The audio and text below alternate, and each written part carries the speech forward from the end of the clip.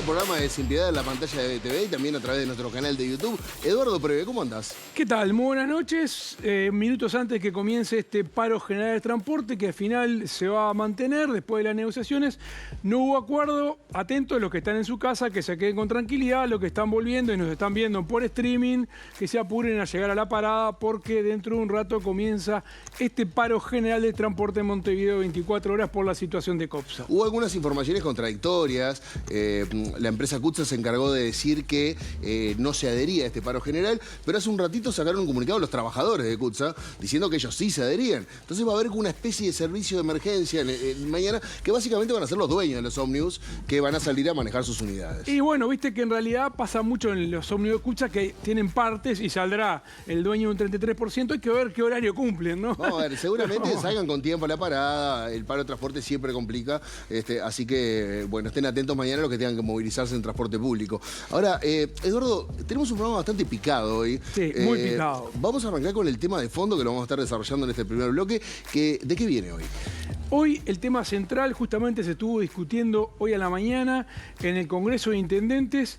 El gobierno central se comprometió, o sea, el gobierno del presidente Yamandu Orsi se comprometió a transferirle a las intendencias más de 4.000 millones de dólares.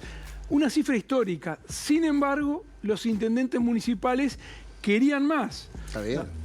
Sí, pero fuimos a ver por qué querían más y vamos a repasar algunos casos de intendencias municipales que están prácticamente fundidas. No es lo único que vamos a tener hoy, porque en el segundo bloque vamos a estar hablando de fiscalía. Se está hablando muchísimo estos últimos años de fiscalía y hay una crispación entre el sistema político y una institución tan importante en nuestro país como es la fiscalía. Vamos a hablar con William Rosa, que es presidente del sindicato de los fiscales. Vamos a estar hablando sobre fiscalía y también sobre generalidades de la justicia de nuestro país. Sí, sobre todo que ha quedado en evidencia en los últimos días, a veces los administradores de justicia tienen que aplicar leyes que suenan desiguales. Alguien que hace una estafa por 400 millones de dólares termina con prisión domiciliaria y alguien que intenta ingresar 20 gramos de droga a un establecimiento carcelario termina con mínimas de 2 y 4 años de prisión. También vamos a tener sobre el cierre de nuestro programa la vuelta de uno de nuestros panelistas más queridos, el señor Maxi Pérez va a estar con nosotros, que les trae un regalo,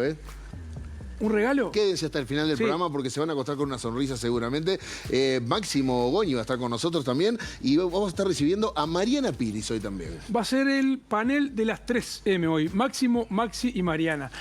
Un dato que no aporta mucho, Eduardo, pero está bien. Pero bueno, es un dato de color. No, y quédense hasta el final del programa porque vamos a estar, ya estamos confirmando la información, vamos a estar dando sobre el final del programa.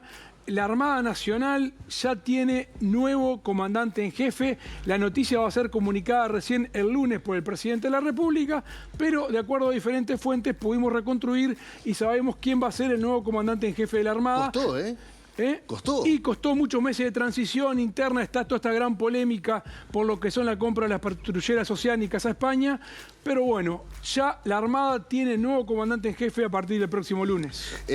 Señoras y señores, antes de arrancar con este Sin Piedad, vamos a picar por algunos temas que hemos tocado en estos últimos programas.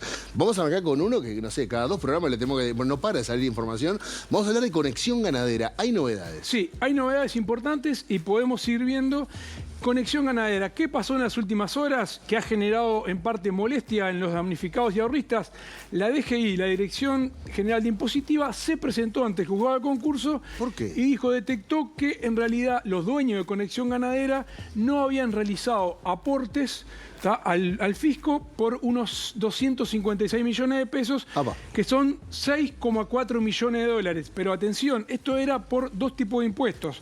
Por el IRPF, que pagamos casi todos los mortales, y también por el impuesto a las rentas de los no residentes. ¿Quiénes son estos? Muchos uruguayos que vivían en el exterior o extranjeros que vivían en el exterior y que no era que ellos no hubieran aportado, sino la obligación de Conexión Ganadera que les retenía ese impuesto. Pero no lo aportaba. Pero no lo aportaba. Pero ojo al gol, porque no son 6,4 millones de dólares, y acá está en parte también la gran molestia de los ahorristas. Eso, como es 6,4 más multas y recargo, en este caso por el tipo de impuesto, la multa es del 100%. ¿A cuánto se puede ir? Nos vamos a 13 millones de dólares solo con la multa. más los recargos por el tiempo impago, estamos hablando de unos 16 millones de dólares. A ver, pará, si me permite hablar en criollo un segundo, yo la semana pasada pagué DGI y IRPF.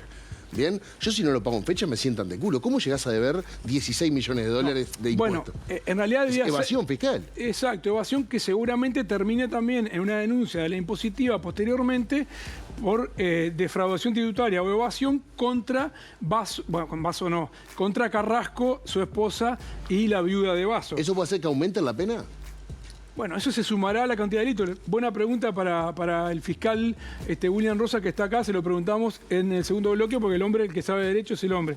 Pero te decía, también esto ha generado molestias y también puede abrir una puerta, ojo al gol, porque muchos ahorristas entienden que al Estado hacer un reclamo de impuestos... ¿Tiene prioridad? No, no solo tiene prioridad, porque va a cobrar primero, antes que los ahorristas, va a cobrar la DGI. Eso, aparte va a cobrar el 100% de esos 16 millones de dólares y lo que quede de la bolsa se va a repartir entre los ahorristas. Claro. Y recién en septiembre vamos a estar viendo cuánto es que se debe la famosa verificación de crédito. ¿Por qué?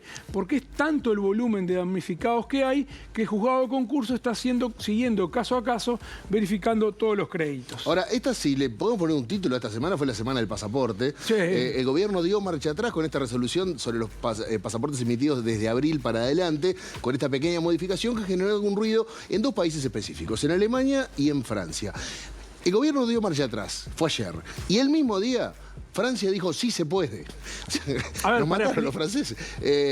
Pero bueno, ahora se va a poder usar el pasaporte viejo. Los que sacaron el pasaporte nuevo pueden ya pedir que se los cambien por el anterior sin costo para los perjudicados. Vos sabés cuál es el único cambio, ¿no? El país de origen. Sí, donde dice el lugar país de nacimiento. Lugar de nacimiento, en tu caso, que dice Montevideo. De Uruguay. Montevideo, Uruguay. Sí, en mi caso, bueno, también soy salteño, pero lamentablemente voy a decir Montevideo porque... Oiga. Y porque acá nací en clínicas, acá en Montevideo. ¿Qué ¿Naciste acá? ¿Qué le vas a hacer? Nací acá, sí.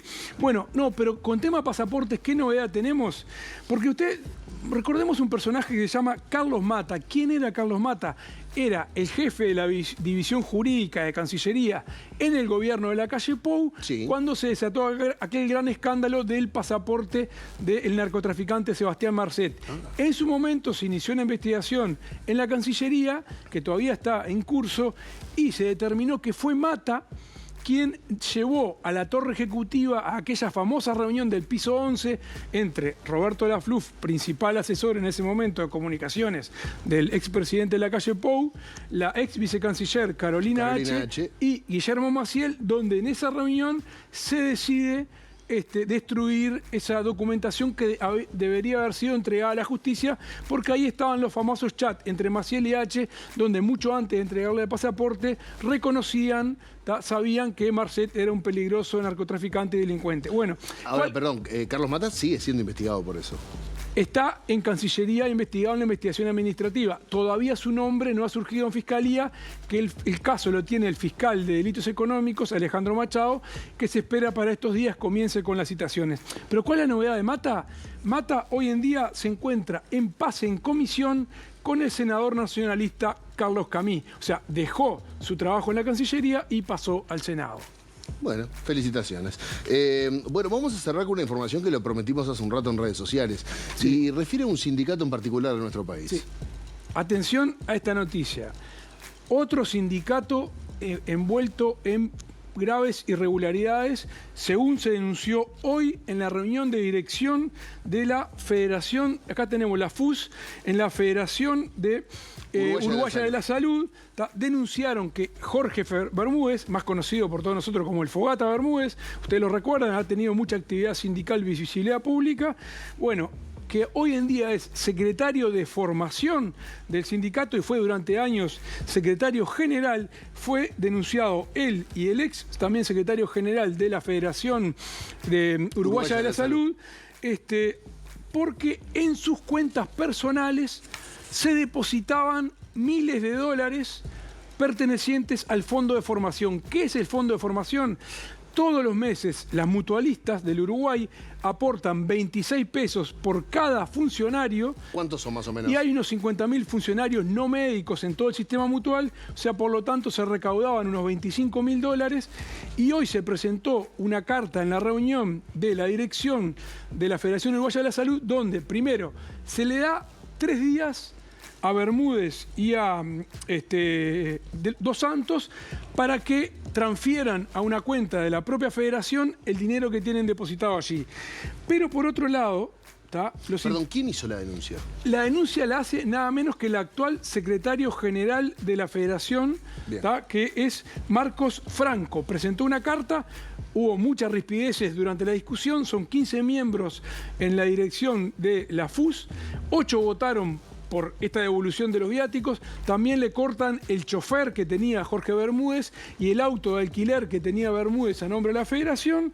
Bueno, estamos hablando de, en los últimos días, una serie de privilegios que tienen algunos sindicalistas que han quedado en discusión pública sobre la mesa. Pero además, el planteo le intima en 3 días a devolver a la FUS a Bermúdez y a Dos Santos la totalidad de los importes depositados en sus cuentas bancarias por concepto del fondo de formación. Recordemos, 26 pesos por afiliado por 50.000 trabajadores da más o menos unos $25.000 por mes. También intiman a Bermúdez a brindar una rendición de cuentas detallada y explicativa de la totalidad de lo percibido por dichos conceptos. Y en la carta, que fue distribuida hoy en la dirección de la Federación Uruguaya de la Salud, disponer la realización de una auditoría, van a hacer una auditoría, la FUS, con relación a todas las cuentas, los gastos, pagos, ingresos, egresos y cualquier registro contable financiero de dinero de los últimos 5 años. Una auditoría en la FUS están pidiendo los propios dirigentes, se votó por 8-7, mayoría muy ríspida la reunión. Y bueno, y también otro dato no menor, con carácter urgente se resolvió informar a todas las mutualistas que no depositen más. Que dejen de depositar el dinero, que lo pongan en una cuenta de la FUS. Claro, en vez de depositar en las cuentas personales de Bermúdez y Dos Santos, que depositen ese dinero en una cuenta a nombre de la Federación Uruguaya de la Salud. Señoras y señores, hay muchísima información y así arranca este programa de Sin Piedad.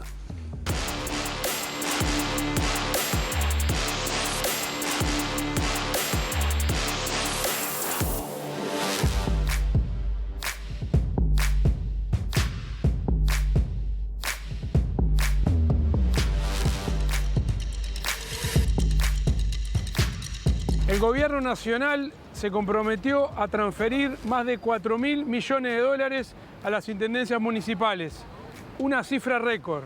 Sin embargo, hay intendentes que piden más. ¿Cuáles son las intendencias más comprometidas? ¿Cuáles son las que están prácticamente fundidas? Hoy, en Sin Piedad, abordamos la situación de 3 intendencias blancas que deben más que Montevideo y dan servicios a 6 veces menos habitantes que la capital del país.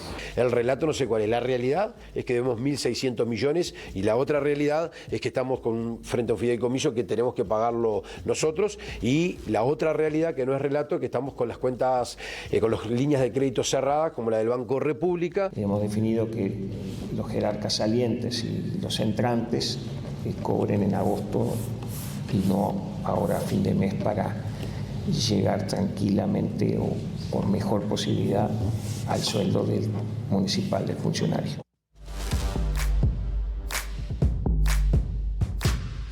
Bueno, se habla de números que impactan un poco. Una deuda de 1.600 millones de pesos es muchísimo, pero también se habla de cosas muy sensibles para la población del departamento, que es casi no pueden pagar los sueldos. Sí. Que es algo como básico. No hablemos de obras, no hablemos de otro tipo de cosas. Bueno, de hecho, vamos a ver en instantes que Cerro Largo tiene más de la mitad de su maquinaria paralizada porque tiene una deuda de 40 millones de pesos con ANCAP y no puede recibir combustible, no tiene combustible gasoil para hacer funcionar las máquinas, ¿no? Ese es uno de los problemas que vamos a afrontar. Ahora, en esta reunión del Congreso de Intendentes... sí, fue hoy. Fue hoy. Dijeron que iban a esperar al presidente llamando a Orsi para que destrabara de alguna forma estos reclamos y funcionó.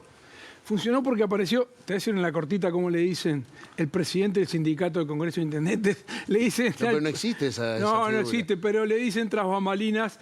Pues los conoce a todos. Y a Yamandu Orsi porque los conoce a todos y ha estado vinculado con todos. Bueno, apareció el presidente de la República, destrabó el conflicto que había. Puso plata. Sí, bueno, y todo se soluciona con plata.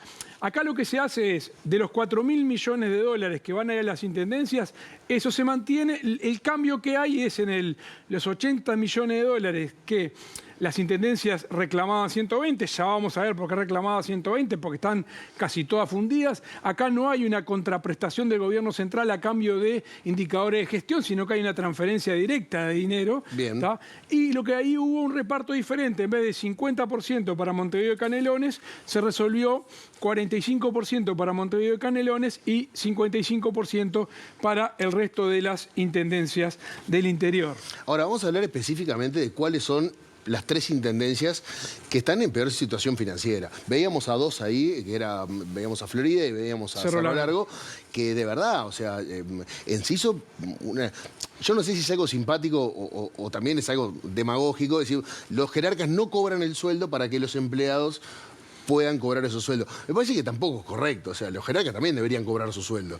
O sea, no es una donación que es lo que están haciendo. No, pero bueno.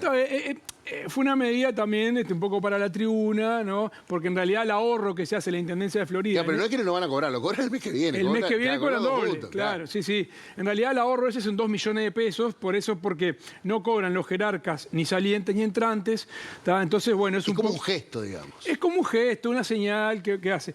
Pero vamos a ver los números. Vos me preguntaban, a ver, no es que elegimos arbitrariamente estas 3. Estas 3, Cerro Largo, Florida y Artigas, podemos ir viendo en pantalla, son de las 3 más comprometidas. Cerro Largo debe, a ver, atento a la cifra, 1.600 millones de pesos. 1.600 millones de pesos es una de las que debe más. Gobierno blanco municipal, volvió a ganar el gobierno blanco en lo municipal, es lo único que en este caso, a diferencia de las otras 2, ganó lo que vendría a ser la oposición dentro del Partido Nacional, porque Cristian Morel le ganó al pollo de Sergio Botana, que era José Yurramendi. Que iba por la reelección. Iba por la reelección, le ganó Morel, que era hasta hace poco alcalde de Río Branco. Pero uno tiende a pensar que dentro de un mismo partido tiene que haber una comunicación un poco más fluida, porque el nuevo intendente llegó y se enteró que debían 1.600 millones de pesos. Sí, bueno, 1.600 millones de pesos al 31 del 12 del 2024. Después seguimos con Florida, que debe 1.387 millones de pesos. ¿Tá? Florida, donde también gobernaba el Partido Nacional y volvió a ganar el Partido Nacional. Del mismo sector. Del mismo sector. Enciso suple a Guillermo López, que eran del mismo sector. Y en Artigas, que recordemos, Artigas estuvo el norte del país inmerso en una gran polémica pública en los últimos tiempos porque el exintendente Caram fue condenado por delitos de corrupción pública. Bueno, la otra condenada hoy es la secretaria general. Hoy es la secretaria, exactamente. Bueno, debe 1.089 millones de pesos. Y no se preocupen, los que están nerviosos del otro lado diciendo, che, Montevideo, ya lo vamos a comparar con Montevideo y vamos a ver cuánto debe Montevideo y compararlo con estas cifras para ver cuál es la realidad de la capital del país. Bueno, vamos a arrancar, si les parece, con la más comprometida, que es Cerro Largo. Lo escuchábamos al actual intendente diciendo que, bueno, corre riesgo el cobro de sueldos, están paralizadas las obras, es una deuda casi irremontable, son 1.600 millones de pesos. ¿Qué está pasando en Cerro Largo, de verdad? Mirá, vamos directamente, un hombre de la casa de BTV, que es el corresponsal de Cerro Largo, Rodrigo Sosa, para que nos pueda contar qué mejor que él, desde las tierras melenses, lo que está ocurriendo en Cerro Largo. A ver.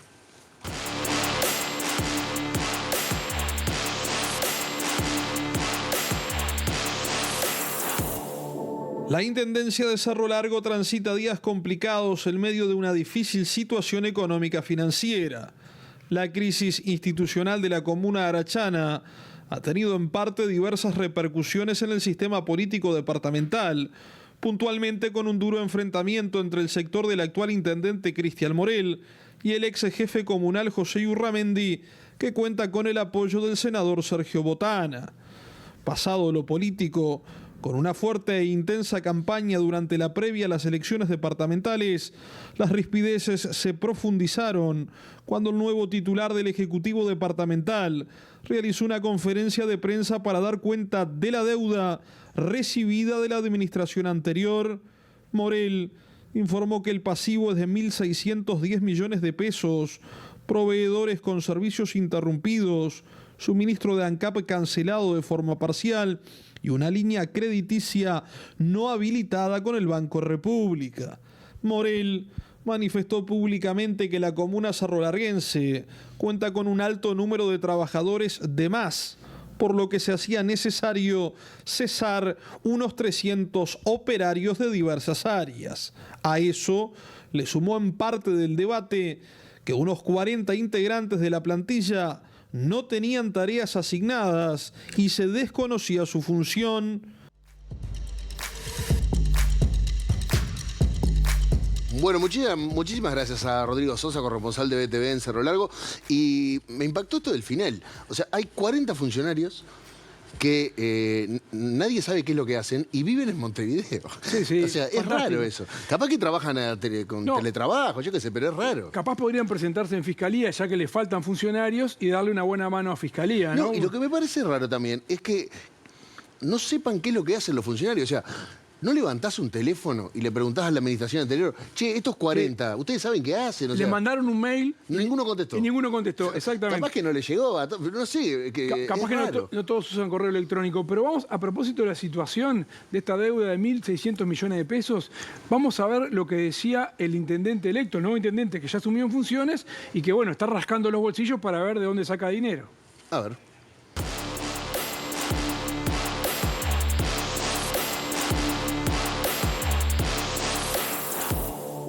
Se cesa aproximadamente al momento, entre ceses y renuncias, 103 personas, 104, algunos que pensamos que iban a renunciar, pero bueno, esperamos hasta lo último. No hacemos un cese como se hizo hace 10 años, que fue un cese de 250 personas, estudiamos caso a caso, algunos se dan por superpoblación de lugares, otros casos se dan porque de repente no están aptos para la función que estaban cumpliendo, y otros porque obviamente entra una nueva administración, entra con cargos de confianza y hay que cesar los cargos que son de confianza del otro gobierno, porque aquello de que los cargos de confianza se van cuando se van el intendente, algunos no lo entendieron y tuvimos que decirles que era momento de cambiarlos. No sé cuál es el relato, lo mío es realidad, 1.600 millones de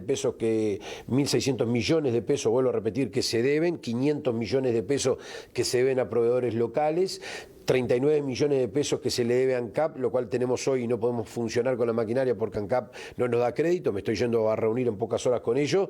El relato no sé cuál es, la realidad es que tenemos la maquinaria en su 55% sin poder funcionar, los proveedores que no nos dan créditos.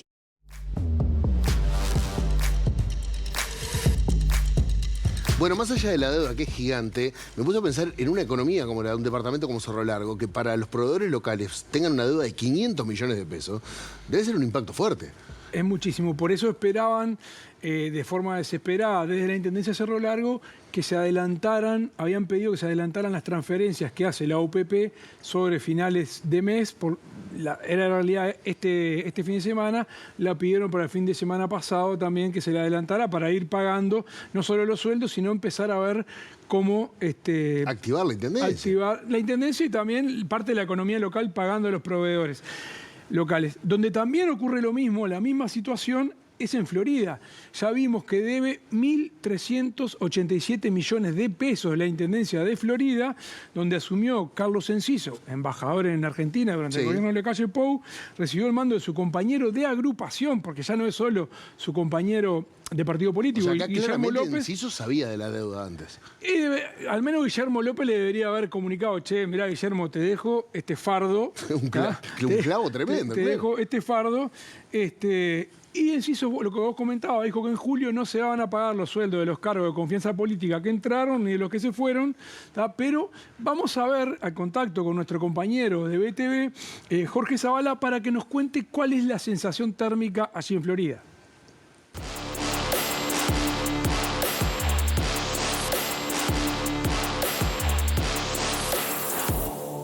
El intendente de Florida, Carlos Enciso, anunció una serie de medidas para paliar la compleja situación económica que atraviesa la comuna.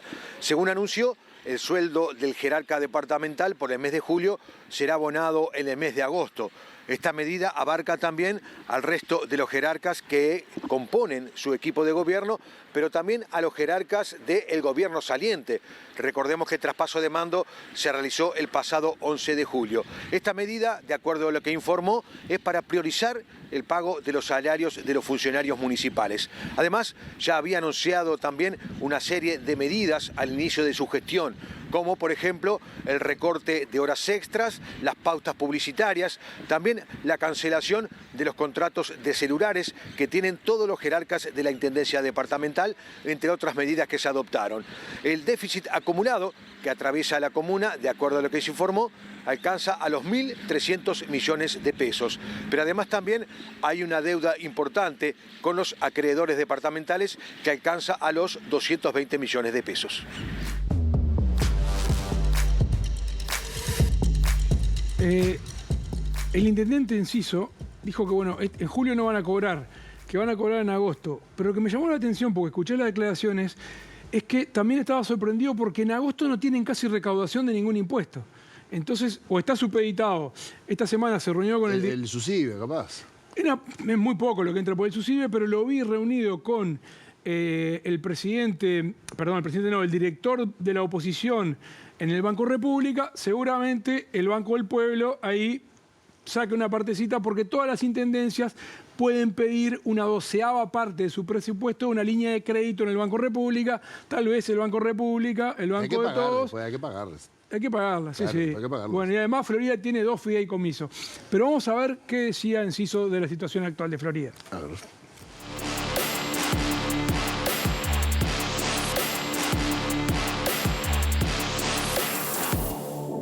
Es una medida que no la tenemos aún totalmente cuantificada. Pedimos a Hacienda los números, pero le va a dar, entre esa y alguna otra medida, por lo menos la tranquilidad de poder llegar justo a fin de mes para no tener esta dificultad.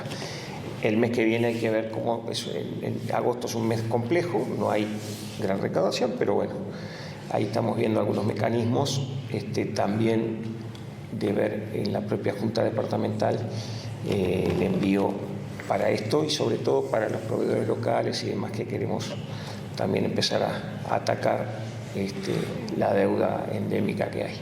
Estamos en una deuda de alrededor de 220 millones de pesos. Florida, proveedores locales de Florida.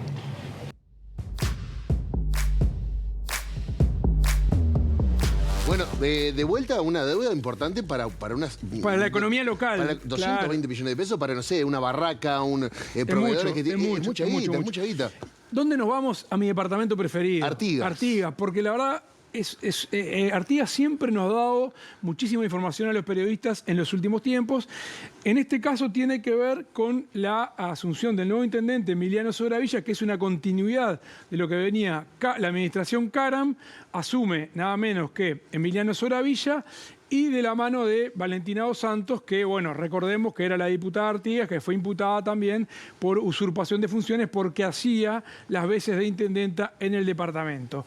Pero vamos al contacto directo con Sergio Martínez, que tiene una gran particularidad. Sergio, además de ser corresponsal de BTV, era funcionario hace 12 años de la Intendencia de Artigas y fue uno de los 51 funcionarios cesados de forma arbitraria por la Intendencia de Artigas. A ver.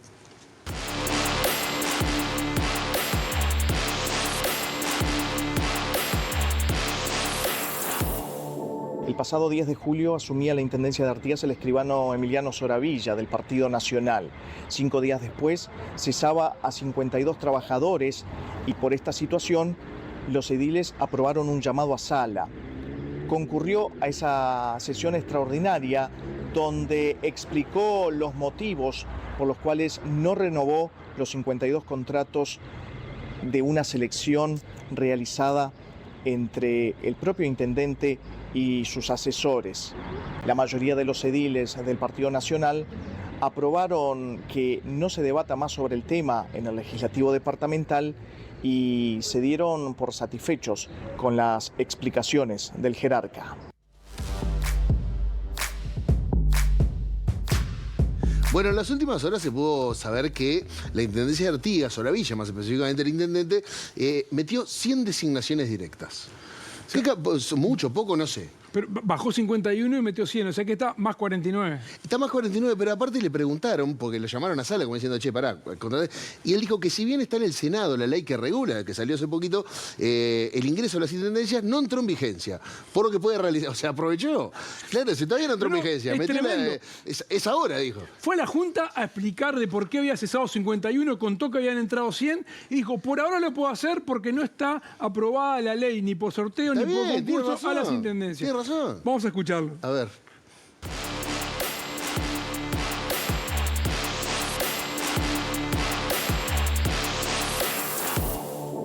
Mientras tenga la potestad del intendente de ingresar funcionarios por designación directa, porque como ustedes saben, está en el Senado de la República un proyecto de ley por el cual se establece una limitación a la facultad del intendente de ingresar funcionarios municipales para que se haga mediante concurso o sorteo, pero esa ley todavía no fue promulgada. Ustedes conocen como ediles el proceso de elaboración de una ley, por lo tanto, al momento no hay un cambio en la potestad del intendente de hacer designaciones directas. Para mí estuvo bien. Es el momento, era ahí. Abrió la ventana y dijo, vamos, ahora, hasta que el Senado no apruebe, entren todos. Ahora, hablamos de estas tres que son las más comprometidas, pero la intendencia más grande del país es la de Montevideo. Sí. Y también hubo noticias esta semana sobre la intendencia de Montevideo. La intendencia de Montevideo, que también tiene una deuda importante, y podemos ir viendo los números, a ver de cuánto debe Montevideo. Montevideo debe 3.650 millones de pesos. 3.650 millones de pesos. Es mucho. Es muchísimo, ¿sí? Tiene una deuda importante, ahora la vamos a comparar por habitante, pero si vos sumás, mirá, es mucho dinero esto, sí, ¿no? Pero si vos sumás las deudas de Artigas, Cerro Largo y Florida, estos tres departamentos, deben más que Montevideo. Bueno, pero son 3 departamentos, Eduardo. Sí, pero ahora vamos a ver a qué cantidad de personas le dan servicio a esos 3 departamentos y a cuántos cantidad de personas le da servicio Montevideo. Pero antes, acá está, mirá, Artigas, Cerro Largo y Florida le dan servicio a 232.510 personas, sí, mientras que Montevideo le da servicio a 1.325.968 personas. Bueno, quedaría un poco más licuada la deuda, por decirlo de alguna forma. Y por decirlo, a ver, igual es mucho dinero, pero si vos comparás lo que deben estas 3 intendencias, 4.000 millones de pesos y 3.600 Montevideo, en relación a la cantidad de habitantes, no sería tanto. Ahora, vamos a ver si mañana a vos vienen las intendencias y te piden, che, Diego, pagá algo más para licuar la deuda. Vos decís que si cada poblador, cada ciudadano tuviera que pagar esa deuda, sí, ¿cuánto tenemos que poner cada uno? Digamos? ¿Cuánto tendríamos que poner? Y lo llevé a dólares porque me gusta. Viste que el dólar está planchado en 40. Está bien. Bueno, mirá, los habitantes de Cerro Largo tendrían que pagar cada uno $472 para poder llevar a cero la deuda de su intendencia. Y estamos cerca del salario, un poquito más abajo del salario mínimo nacional. Sí. En Florida, si los floridenses quieren que su intendencia deba cero, tienen que aportar cada uno, desde los niños recién nacidos. Que la gente se quede tranquila que no va a pasar. No va a pasar. Es la imaginación. Es un ejercicio. Es un ejercicio. Florida tendrían que pagar cada uno $493. En Artigas, en la frontera, bueno, todo más barato, tendría que pagar $351. Y los montevideanos, cada uno tendría que pagar $69 para llevar a cero a la deuda de la Intendencia de Montevideo. Ahora, yo lo escuchaba recién a Morel, el intendente de Cerro Largo, que una de las causas que él decía sobre este déficit de la Intendencia es que tiene muchos funcionarios. O sea, se le trasladó, digamos, la responsabilidad a los funcionarios. Él dijo que tenía como 300 funcionarios más, que había que sacar gente. Ya sacó 100. Ya sacó 100, sí. Parece que hay lío porque fue de forma un poco arbitraria. Él dijo que evaluó caso a caso, pero del otro lado dicen que, bueno, que hubo algunos que... El caso a caso te sigue, no, claro, no, bueno, no sé, como es, ¿no? Fue medio rápido la evaluación, sí, pero bueno. Ahora, ¿Es real que las intendencias están superpobladas de funcionarios? Y bueno, vamos a ver si comparamos estos 3 departamentos en relación a cada 1000 habitantes. ¿Cuánto tienen? Por ejemplo, acá está en todo el país, ¿no? Está en todo el país. La que tiene más cantidad de habitantes, ¿quién es? Es 33, ¿no? Que son tiene 25,8 cada 1000 habitantes. O sea, hay en 33... Río Negro. Río Negro tiene 29,3. Perdón. Río Negro, me fallaron los lentes. Río Negro tiene 29,3. Ahora hay que ver si se mantiene con la administración Frente Amplista. Cada 1000 habitantes, 29,3. Pero vamos a comparar estos 3 departamentos. Cerro Largo, cada 1000 habitantes, tiene 18 funcionarios municipales. Florida, cada 1000 habitantes, tiene 16,6. Artigas, cada 1000 habitantes, tiene 20,4. Y Montevideo, cada 1000 habitantes, tiene 7,6 funcionarios municipales. Porque siempre se pone, la Intendencia de Montevideo tiene 8.000 funcionarios. Pero bueno, si vos vas a la relación en cantidad de habitantes, se puede decir que es la que tiene en realidad menos... No, pero los números no mienten, Eduardo. Los que mienten son los que hacen los números. Básicamente sí, igual se va a instalar alguna polémica en los próximos días, porque ya te adelanto, escuchábamos que Soravilla, el intendente de Artigas, había resuelto incorporar 100 funcionarios de forma directa contratados en cargos de confianza. Bueno, bien. En Montevideo, según la información que tengo, unos 150 cargos de confianza política y designación directa ha resuelto incorporar a su administración el nuevo intendente Mario Vergara. Bueno, de esto vamos a estar hablando esta semana seguramente. Yo les quiero decir a todos que nos vamos a ir a la pausa, pero antes les quiero comentar. Tras la pausa, William Rosa, presidente del gremio de fiscales, va a estar charlando con nosotros. Vamos a hablar de fiscalía, de la justicia. Le voy a preguntar esto de las penas, a ver qué pasa con... Sí. Bueno, capaz que nos contesta, capaz que no. También le voy a preguntar por Fossati. No sé, porque yo hace poco hablé con él, no me quiso contestar de Fossati, pero viste que ahora tu tío de vuelta. ¿Pero te parece que vale la pena? Y yo qué sé, no sé, capaz que pero les quiero decir a ustedes que ya está en Uruguay la Fundación Real Madrid con la academia anual más grande del país. Son más de 500 jugadores que entrenan todas las semanas, ¿sabes dónde? En el Charrúa. Que está espectacular. Sí. Es un billar la cancha del Charrúa, está divina. El que está disfrutando de las camisetas que estamos viendo es el hijo de Juancho, el que se llevó la camiseta la semana pasada. Se llevó el equipo entero. Sí, señor. ¿No? Recordad que la academia funciona para niños y niñas de entre 6 y 18 años, con competencia todos los fines de semana para todas las categorías. Está espectacular. Y como si esto fuera poco... Están preparando una ida a Real Madrid, nada menos que a la Ciudad Real, a participar de un mundial, el mundial de todas las academias de la Fundación Real Madrid. Lindo, muchos países aparte. Exacto. Y bueno, ahí se van a cruzar seguramente con el Fede Valverde y con las nuevas incorporaciones que por estos días está manejando el Real Madrid. Qué lindo. Aparte es un viaje, la pasan divino los gurises, los padres, todo. Bueno, consultas tienen, bien fácil, 092-372-355 o en su Instagram, ahí lo tienen, @futbolprogramuy. Nos vamos a la pausa y... La pausa, mirá lo que digo. Nos vamos a la pausa. Estuviste en Buenos Aires, lo que pasa, fin de semana, claro. Chicos, nos vamos a la pausa y ya volvemos con Sin Piedad.